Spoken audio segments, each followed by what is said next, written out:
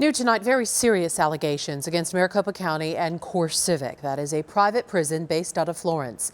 ABC 15 investigator Sonu Wasu has just obtained copies of 2 lawsuits and breaks down what the ACLU calls serious constitutional violations where human lives are at stake.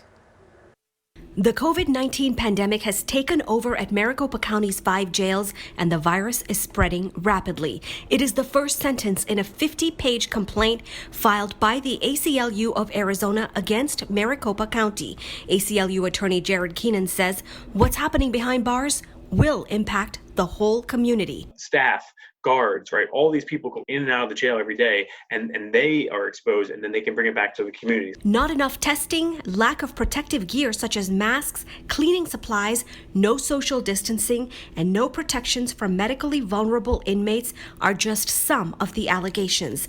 The ACLU is representing 7 inmates, most with serious medical conditions that put them at risk of death if they were to contract COVID-19. Many of these people are not even convicted of a crime, right? They're in jail simply because they can't afford to pay the money to bail out. Too many people have been dying because of this virus, and I don't want to lose my husband. This is the voice of a woman whose husband is behind bars at a privately run prison in Pinal County.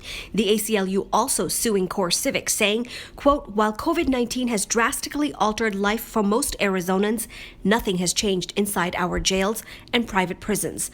Court documents state there are up to 14 people crammed into a cell, stacked on bunk beds against a wall. Lack of access to appropriate cleaning supplies. Soap is allegedly scarce, disinfecting products reportedly all but non-existent. Inmates seeing others around them sick are so worried they have, quote, resorted to wiping down communal telephones with t-shirts or watered down menstrual pads to protect themselves.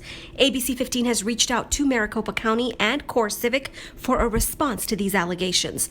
A county spokeswoman says while they cannot comment on pending litigation, she did send me a copy of a 9-page PowerPoint they put out last month stating N95 masks are always in stock. Surgical masks for inmate and staff were added and distributed in March, and the county has spent more than $400,000 on PPE and cleaning supplies from February to July. ACLU attorneys state, despite these measures, quote, the exploding number of infections tells a different story. Sonu Wasu, ABC 15, Arizona. CoreCivic just sent us a statement late this afternoon saying all of their private prisons are following CDC guidelines and medical staff are working to isolate inmates who are at risk of contracting COVID-19. You can read their full statement right now on abc15.com.